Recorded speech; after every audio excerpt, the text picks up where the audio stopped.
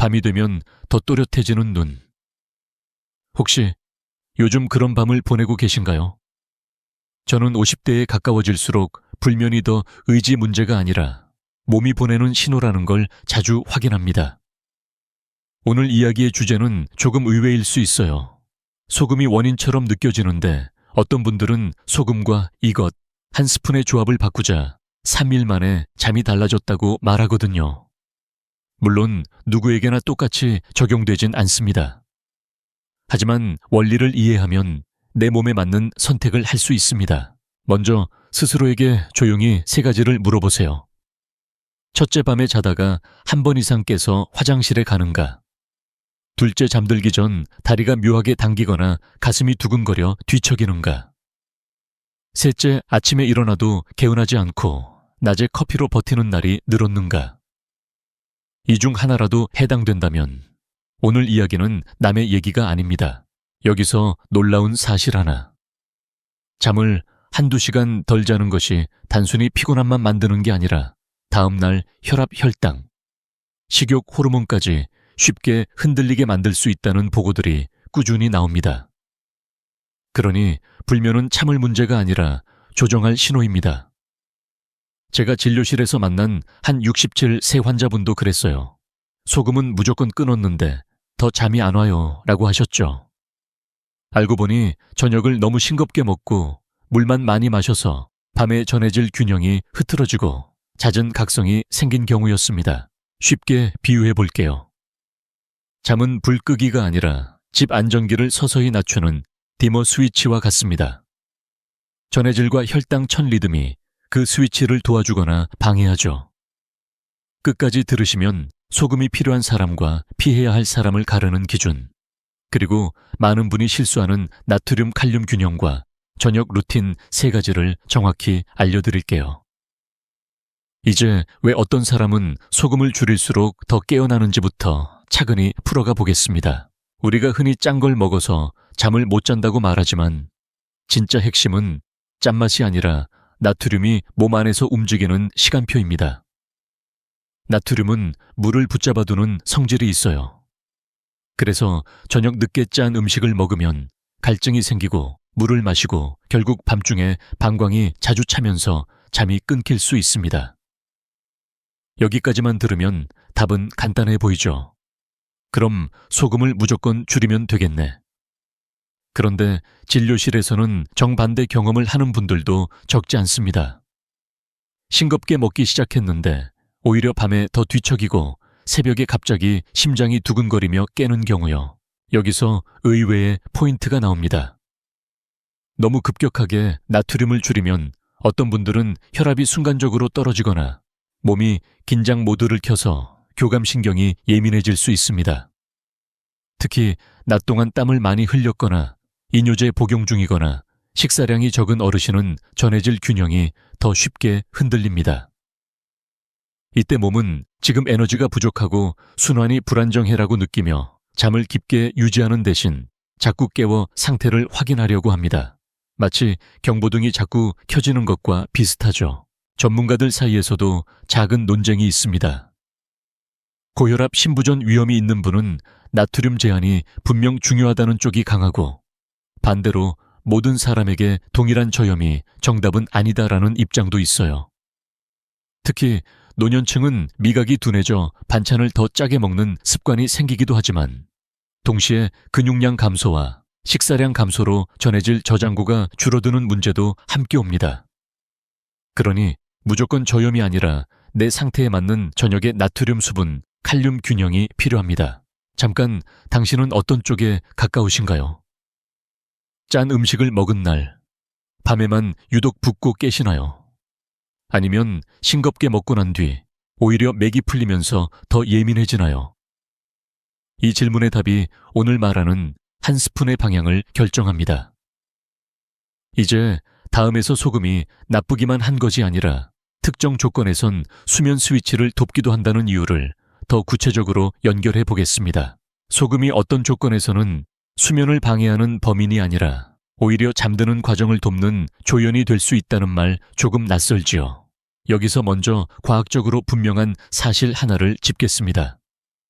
우리 몸의 신경과 근육은 나트륨 칼륨 같은 전해질 균형으로 움직이고 그 균형이 흔들리면 심장이 두근거리거나 다리가 당기고 자율신경이 쉽게 각성합니다.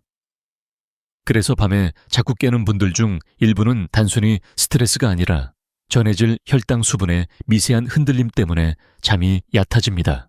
이외의 디테일은 이겁니다. 어떤 분들은 저녁을 너무 싱겁게 먹고 대신 따뜻한 물이나 차를 많이 마시면서 오히려 밤 각성이 늘어납니다. 이유는 간단해요. 수분만 늘고 전해질이 부족하면 몸은 균형을 맞추려고 호르몬을 조절하고 그 과정에서 심박이 오르거나 화장실 신호가 잦아질 수 있습니다. 나는 짠 걸 끊었는데 왜 더 깨지? 바로 이 지점에서 답이 숨어 있죠. 그래서 오늘 제목에 이것 한 스푼은 대게 꿀처럼 혈당을 급격히 올리지 않으면서도 밤사이 혈당이 툭 떨어지는 것을 완만하게 붙잡아주는 재료로 이야기되는 경우가 많습니다. 작은 양의 당분이 간에 에너지 저장을 도와 새벽에 불안하게 깨는 패턴을 줄였다는 보고와 경험담이 섞여 있어요. 다만 여기에도 전문가 관점 차이가 있습니다. 효과를 체감하는 사람이 분명 있다는 쪽이 있는 반면 근거가 제한적이고 당 조절이 필요한 사람에겐 오히려 역효과라는 신중론도 강합니다. 여기서 잠깐 당신은 새벽에 깼을 때 배가 은근히 허전하거나 손발이 차고 심장이 빨라지는 느낌이 있나요? 그렇다면 단순 불면이 아니라 밤 혈당 변동이 함께 있을 수도 있습니다. 물론 당뇨가 있거나 약을 드신다면 이런 시도는 반드시 담당 이와 상의가 필요합니다. 중요한 건 한 스푼 자체가 아니라 당신의 몸이 밤에 어떤 이유로 경보를 울리는지 찾아내는 과정입니다. 다음에서는 이 조합을 시도하더라도 실패하는 사람들의 공통 실수, 그리고 안전하게 확인해야 할 기준을 더 구체적으로 이어서 말씀드릴게요. 가장 흔한 실패는 재료만 따라하고 조건을 무시하는 것입니다. 진료실에서 저는 늘 같은 질문을 드립니다. 그 한 스푼을 언제 드셨나요? 무엇과 함께 드셨나요? 그날 저녁 반찬은 얼마나 짰나요? 같은 조합이라도 타이밍과 식사 내용이 다르면 결과가 완전히 달라지거든요. 과학적으로 쉬운 사실 하나부터요. 수면은 뇌만의 문제가 아니라 천혈압 심박 혈당이 동시에 내려가는 흐름이 만들어져야 깊어집니다. 그런데 밤 늦게 먹고 마시는 습관은 그 흐름을 거꾸로 돌려놓습니다. 이외로 많은 분이 좋은 것이라고 믿는 따뜻한 차를 늦은 밤까지 계속 마십니다. 카페인이 없는 차라도 수분이 많아지면 방광이 예민해지고 새벽 각성이 늘 수 있어요. 또 어떤 분은 소금을 완전히 끊고 반찬을 너무 싱겁게 드시는데 그날 운동이나 사우나로 땀을 많이 흘렸다면 전해질이 부족해져 다리 경련, 심장 두근거림이 생길 수 있습니다. 이때는 잠이 오기보다 몸이 지금 균형이 불안해라고 말하며 깨어있게 만들죠. 반대로 저녁에 국물 젓갈처럼 나트륨이 높은 음식을 먹고 한 스푼까지 더하면 갈증과 부종이 늘어 오히려 악화될 수 있습니다. 전문가들 의견이 갈리는 지점도 여기입니다. 어떤 분은 소량의 나트륨과 탄수화물이 새벽 각성을 줄인다고 하지만 다른 전문가는 야간 혈압 상승과 야간요를 늘려 장기적으로 손해라고 경고합니다. 그래서 저는 한 가지 기준을 먼저 씁니다.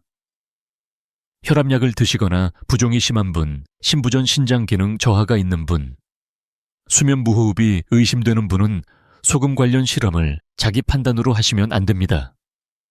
잠은 좋아질 수 있어도 다른 위험이 커질 수 있기 때문이에요. 여기서 스스로에게 질문 하나만 더 해볼까요? 당신의 불면은 잠들기 어렵다가 더 큰가요? 새벽에 자꾸 깬다가 더 큰가요? 전자는 긴장과 습관의 문제일 때가 많고 후자는 혈당, 전해질 방광 신호가 얽혀있는 경우가 많습니다. 이제 다음에서는 3일 안에 변화를 보려면 무엇을 줄이고 무엇을 정리해야 하는지 그리고 안전하게 체크할 신호들을 더 구체적으로 연결해 보겠습니다. 불면의 스위치는 생각보다 단순한 곳에서 켜집니다. 잠이 안 와요 라고 말하지만 뇌는 사실 잠을 싫어해서가 아니라 위험할지 모른다고 느낄 때 깨어 있으려 합니다. 여기서 쉬운 과학 사실 하나. 우리 몸에는 교감신경 긴장, 각성과 부교감신경 이완, 회복이 번갈아 균형을 잡는데 밤에는 부교감신경이 우세해져야 깊은 잠으로 들어갑니다. 그런데 저녁에 혈당이 요동치거나 나트륨 수분 균형이 흔들리거나 늦은 시간까지 밝은 빛과 소음에 노출되면 교감신경이 계속 우세해집니다. 그러면 침대에 누워도 몸은 아직 낮이야 라고 착각하죠. 이외의 디테일은 잠들기 직전보다 저녁 2시간에서 3시간 전의 선택이 더 크게 작동한다는 점입니다. 예를 들어 늦은 저녁에 달고 짠 간식을 먹으면 혈당이 올랐다가 다시 떨어지면서 새벽에 각성 신호가 켜질 수 있습니다.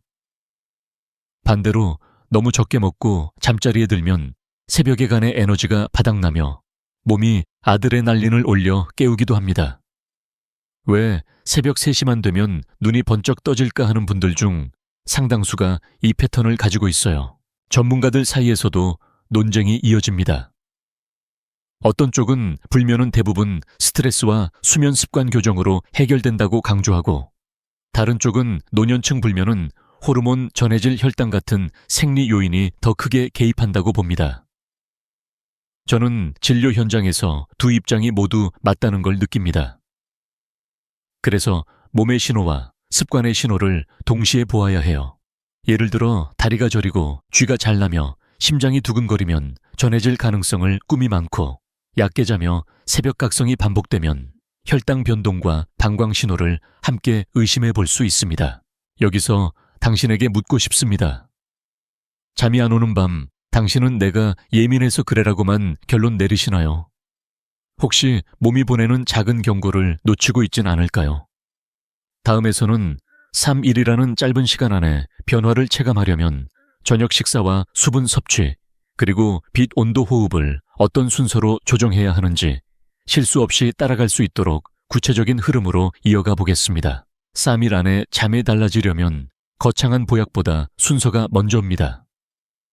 과학적으로 분명한 사실 하나부터 말씀드릴게요. 사람의 수면은 밤이 되어서 시작되는 게 아니라 저녁부터 천과 혈당 심박이 서서히 내려가는 과정에서 만들어집니다. 그래서 저는 불면이 있는 분께 잠드는 연습을 밤 10시에 하는 게 아니라 저녁 6시부터 8시까지부터 시작하자고 말씀드립니다.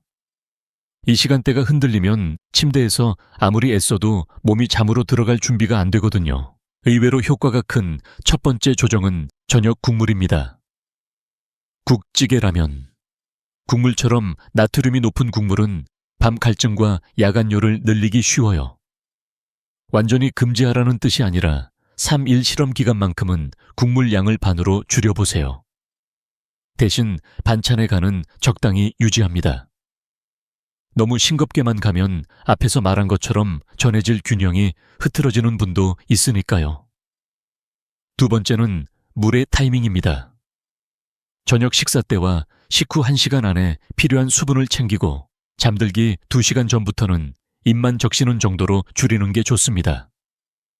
많은 분이 여기서 실수합니다. 잠이 안 올수록 물을 더 마시는데 그 행동이 새벽 각성을 만들기도 해요. 세 번째는 한 스푼의 위치입니다. 어떤 분들이 말하는 소금과 이것은 보통 잠들기 직전이 아니라 잠자리에 들기 60분에서 90분 전에 소량으로 시도할 때 부담이 덜합니다. 다만 이것이 누구에게나 정답은 아닙니다. 전문가들 사이에서도 혈당 안정에 도움이 된다는 의견과 밤 혈당을 올려 수면질을 떨어뜨릴 수 있다는 의견이 공존합니다. 그래서 저는 안전장치로 첫날엔 절반만 둘째 날엔 몸의 반응을 보고 조정하라고 권합니다. 자, 여기서 스스로에게 질문해 보세요. 당신은 잠이 안 올 때 무엇을 더 하시나요? 아니면 무엇을 빼시나요?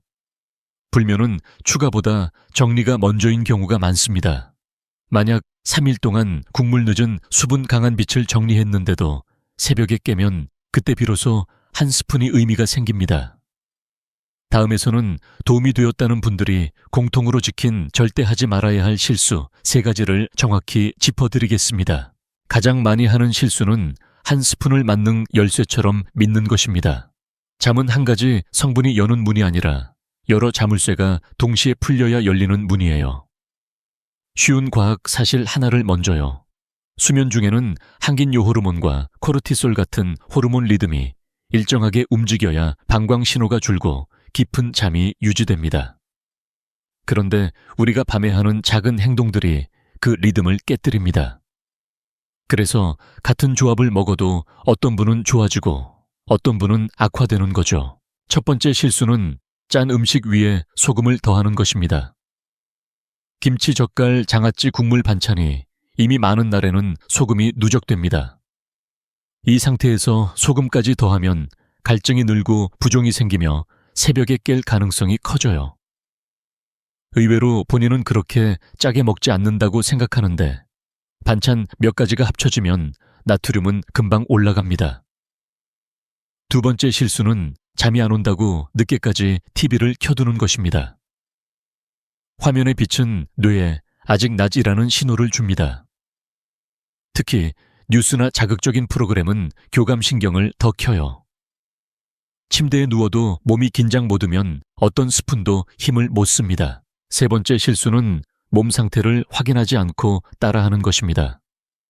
여기서 전문가들의 의견이 갈립니다.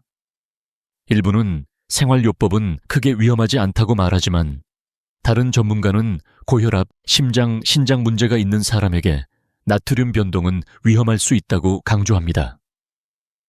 저는 후자의 경고를 더 조심스럽게 받아들이는 편입니다.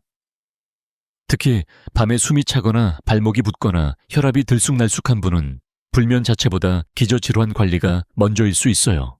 당신은 어떤 실수를 하고 계신가요? 나는 물만 마시면 괜찮아질 거야 하며 밤마다 물을 늘리진 않나요? 또는 싱거우면 무조건 건강해라며 저녁을 너무 밍밍하게 만들어 오히려 몸을 불안하게 하진 않나요? 잠을 돕는 길은 극단이 아니라 균형입니다.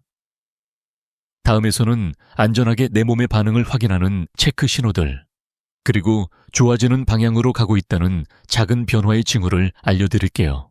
좋아지는 방향인지 확인하려면 잠이 바로 늘었나 만 보지 마세요. 수면은 서서히 깊어지기 때문에 몸이 먼저 보내는 작은 신호들이 있습니다. 과학적으로 쉬운 사실 하나. 깊은 잠이 늘면 밤중 심박이 안정되고 새벽에 코르티솔이 급하게 치솟지 않아 번쩍 깨미 줄어듭니다. 그래서 저는 3일 실험을 할 때 수면 시간보다 먼저 깼을 때의 느낌과 아침 몸의 상태를 기록하라고 권합니다. 의외로 가장 좋은 변화는 첫 번째 각성 시간이 늦어지는 것입니다. 예전엔 새벽 2시에 깼는데 3일 후엔 3시 반이나 4시에 한 번 깨는 정도로 밀리면 이미 방향이 맞습니다. 또 하나는 아침 입마름이 줄고 얼굴이나 손이 덜 붓는 것.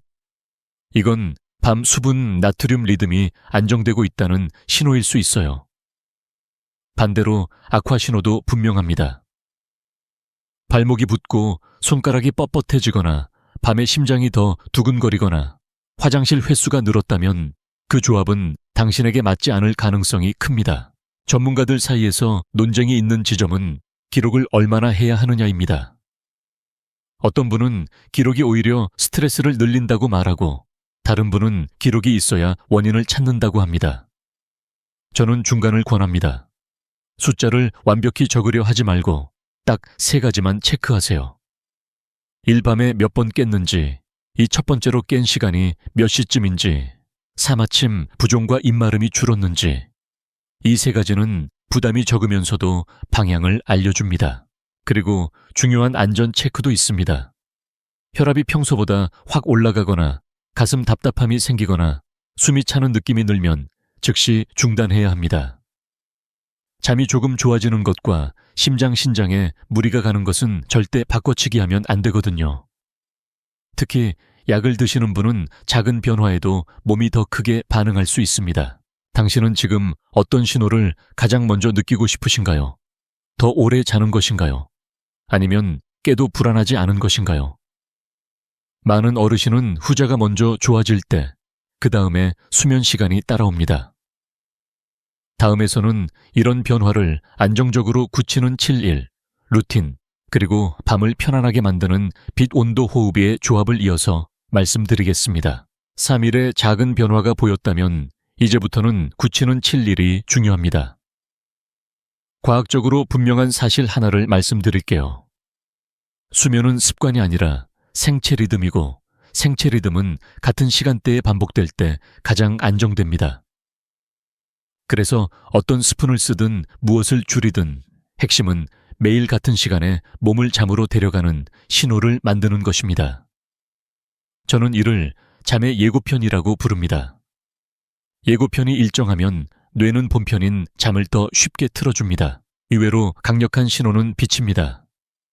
저녁 8시 이후 거실 조명을 한 단계만 낮춰도 뇌는 멜라토닌 분비를 준비합니다. TV나 휴대폰 화면은 가능하면 30분만이라도 줄여보세요. 완전히 끊기 어렵다면 화면을 멀리 두고 소리만 듣는 방법도 있습니다. 또 하나는 온도입니다. 잠이 안 오는 분들 중 일부는 방이 너무 따뜻하거나 반대로 새벽에 천이 떨어지며 깨기도 합니다. 침실은 살짝 서늘하게, 이불은 편안하게 감싸는 느낌이 좋습니다. 몸이 안전하다는 신호를 받으면 교감신경이 풀리거든요. 여기서 전문가들 사이에 논쟁이 나옵니다. 호흡법이 실제로 수면을 바꾸는지에 대해 효과가 제한적이라는 시각도 있고, 자율신경을 조절해 분명히 도움이 된다는 시각도 있습니다. 저는 후제, 조금 더 손을 들어요. 이유는 간단합니다. 불면의 많은 부분이 긴장에 걸려 있고, 호흡은 그 긴장을 몸에서 직접 풀 수 있는 가장 빠른 스위치이기 때문입니다. 다만 복잡한 방법이 필요하진 않습니다. 숨을 들이마시는 시간보다 내쉬는 시간을 길게 하세요. 예를 들어 4초 들이마시고 6초 내쉬는 식으로 10번만 반복해도 심장이 조금씩 가라앉는 걸 느낄 수 있습니다. 여기서 당신에게 묻고 싶습니다. 당신의 밤은 침대에 눕는 순간부터 시작되나요? 아니면 저녁을 마치는 순간부터 시작되나요? 잠은 침대에서만 만드는 게 아니라 저녁에 조명, 수분, 온도, 호흡이 함께 만들어내는 흐름입니다. 그리고 이 흐름이 안정되면 한 스푼은 주인공이 아니라 조용한 조력자가 됩니다.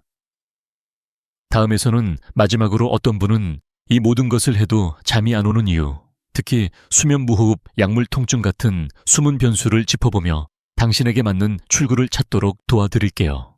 여기까지 했는데도 잠이 계속 깨진다면 이제는 숨은 변수를 의심해야 합니다. 과학적으로 분명한 사실 하나. 수면은 뇌가 조절하지만 뇌가 잠을 지키려면 호흡과 통증 약물 영향이 안정되어 있어야 합니다. 특히 노년층에서 흔한 수면 방해 요인은 단순 스트레스가 아니라 수면 무호흡, 역류성 식도염, 만성 통증, 그리고 복용약의 타이밍입니다. 이 변수는 소금이나 한 스푼으로는 해결이 잘 안 됩니다. 그래서 저는 여기서부터는 생활요법의 한계를 솔직히 말씀드립니다. 의외의 디테일은 수면 무호흡이 코를 고는 사람만의 문제가 아니라는 점입니다. 코를 크게 골지 않아도 목이 좁아져 숨이 얕아지면 뇌가 미세하게 깨어나 산소를 확보하려 합니다. 그러면 본인은 그냥 자주 깬다만 느끼죠. 아침 두통, 낮 졸림, 입마름이 심하고 가족이 숨을 멈추는 것 같다고 말한 적이 있다면 꼭 체크해야 합니다. 또 역류성 식도염은 밤에 누우면 속이 타고 기침이 나면서 잠을 깨우기도 합니다. 가슴이 답답해서 깼다는 분들 중 일부는 심장보다 위산 역류가 원인일 때도 있어요. 전문가들 사이에서도 의견이 갈리는 부분이 약물입니다. 어떤 분은 수면제는 가능한 피하자라고 하고 다른 분은 필요한 기간엔 안전하게 쓰는 것이 더 낫다고 합니다.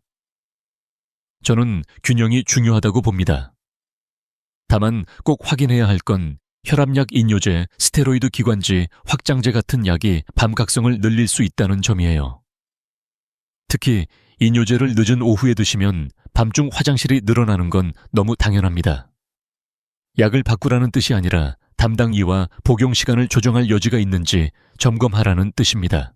당신은 혹시 불면을 습관 문제로만 탓하며 몸이 보내는 다른 신호를 놓치고 있진 않나요? 통증 때문에 자세를 자꾸 바꾸는지, 밤에 기침이나 속쓰림이 있는지, 숨이 막히는 느낌이 있었는지 오늘 밤만이라도 관찰해 보세요. 다음에서는 이 모든 정보를 하나로 묶어서 당신이 내일 바로 할 수 있는 작은 행동과 병원에서 꼭 확인해야 할 체크리스트를 정리하며 마음을 가볍게 만들어 드리겠습니다. 이제 머릿속이 조금 복잡해지셨을 수도 있어요. 나트륨 수분, 혈당, 빛, 호흡. 도대체 뭘 먼저 하지? 그래서 저는 마지막 정리 단계에서 항상 작은 행동 3개만 남깁니다. 과학적으로 쉬운 사실 하나. 몸은 큰 결심보다 작은 반복에 더 잘 반응합니다. 하루에 5분씩 같은 신호를 주면 뇌는 그 신호를 수면으로 가는 길로 학습합니다. 그러니 오늘부터는 완벽이 아니라 방향만 맞추면 됩니다. 이외로 가장 먼저 효과가 나는 행동은 저녁에 경계선을 만드는 겁니다. 저녁 식사를 마친 뒤 2시간 동안은 물을 많이 마시지 않고 국물, 간식, 화면 자극을 줄이는 시간을 내 몸을 쉬게 하는 시간으로 정해보세요. 그 다음은 빛을 낮추는 것. 조명을 한 단계만 줄이고 TV나 휴대폰은 거리를 두세요. 3번째는 호흡입니다. 잠이 안 오면 잠을 자야 해라는 생각이 교감신경을 더 자극합니다. 그때 머리로 싸우지 말고 몸으로 풀어야 합니다. 들숨보다 날숨을 길게 10번만. 이 간단한 습관이 내가 지금 안전하다는 신호를 만들어요. 전문가들 사이에서 논쟁이 있는 한 스푼 문제는 이렇게 정리하면 좋습니다. 필요한 사람에게는 도움이 될 수 있지만 위험한 사람에게는 해가 될 수 있다. 저는 그래서 조건을 강조합니다. 고혈압이 조절되지 않거나 부종이 심하거나 신장, 심장 질환이 있거나 당 조절이 필요한 분은 자기 실험을 하지 않습니다. 대신 국물 줄이기와 수분 타이밍만으로도 야간뇨와 각성이 줄어드는 경우가 많아요. 반대로 저녁을 너무 적게 먹고 새벽에 허기 식은땀 두근거림으로 깨는 분은 혈당 안정 쪽을 더 의심해 볼 수 있습니다. 이럴 때도 단맛을 더한다가 아니라 저녁 식사의 균형부터 먼저 잡는 게 안전합니다. 여기서 당신에게 묻고 싶습니다. 지금 당신에게 가장 큰 목표는 더 오래 자는 것인가요? 아니면 깨더라도 다시 잠드는 힘인가요? 많은 어르신은 후자가 먼저 회복될 때 삶의 질이 급격히 좋아집니다. 내일 아침 오늘 밤 기록한 첫 각성 시간과 아침 붓기만 확인해 보세요. 그 작은 확인이 당신을 불면의 막막함에서 꺼내는 첫 단추가 될 것입니다. 오늘 이야기를 여기까지 따라오신 것만으로도 당신은 이미 몸을 돌볼 준비를 충분히 하신 겁니다. 불면은 내가 약해서 생기는 일이 아니라 몸이 균형을 잃었을 때 보내는 신호일 때가 많습니다. 과학적으로 분명한 사실 하나. 깊은 잠은 면역과 기억, 혈압 조절에 모두 관여하고 특히 나이가 들수록 수면의 질이 건강의 바닥을 받쳐줍니다. 그러니 잠을 되찾는 과정은 사치가 아니라 치료에 가깝습니다. 다만 치료는 언제나 극단이 아니라 작은 조정에서 시작됩니다. 이외로 많은 분이 잠을 되찾는 순간을 어느 날 갑자기라고 표현하지만 실제로는 작은 변화가 조용히 쌓여온 결과입니다. 국물 한 숟갈을 줄이고 물 마시는 시간을 앞당기고 조명을 한 단계 낮추고 날숨을 조금 더 길게 만드는 것. 이 4가지가 모이면 몸은 이제 쉬어도 된다는 신호를 받습니다. 그리고 소금과 한 스푼은 그 신호가 이미 만들어졌을 때만 조력자처럼 조용히 작동할 수 있습니다. 반대로 신호가 하나도 준비되지 않은 상태에서 스푼만 바꾸면 기대가 커진 만큼 실망도 커져요. 전문가들 사이에서 의견이 갈렸던 부분도 기억하시죠? 어떤 분에게는 나트륨 제한이 분명 필요하고 어떤 분에게는 너무 급격한 저염이 오히려 각성을 부를 수 있다는 점. 또 한 스푼은 누구에게나 정답이 아니라 혈압, 심장, 신장, 혈당 상태에 따라 위험이 될 수도 있다는 점. 저는 이 결론이 오히려 희망이라고 생각합니다. 정답이 하나가 아니라는 건 당신에게 맞는 길이 반드시 있다는 뜻이니까요. 이제 마지막으로 질문 하나만 남겨볼게요. 오늘 밤 당신은 무엇 하나를 조금만 바꿔볼 수 있을까요? 국물 반을 남기는 것, 물을 잠들기 2시간 전부터 줄이는 것, 화면을 30분만 일찍 끄는 것, 아니면 숨을 내쉬는 시간을 늘리는 것. 딱 하나면 됩니다. 그리고 내일부터 7일 동안 그 하나를 지키는 데이 7 챌린지를 시작해보세요. 댓글로 데이 1 시작이라고 남기시면 제가 여러분의 속도를 함께 맞춰드릴게요. 당신의 밤은 다시 편안해질 수 있습니다.